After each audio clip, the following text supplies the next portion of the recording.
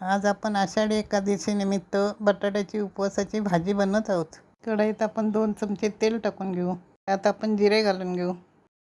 मिरची कोथिंबीरीची पेस्ट घालून घेऊ।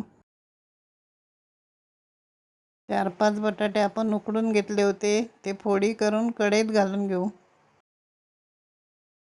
चवीनुसार मीठ टाकून घेऊ।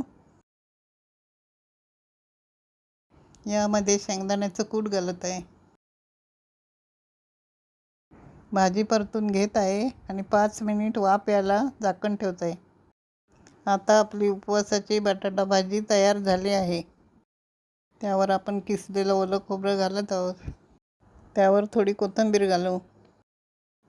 साधी सोपी उपवासाची भाजी तयार आहे। तुम्हाला आवडल्यास तुम्ही एकदा करून बघा। तुम्हाला ही रेसिपी आवडली असेल तर चॅनल सबस्क्राईब करा। पुन्हा भेटू अशाच एका छान रेसिपीसोबत।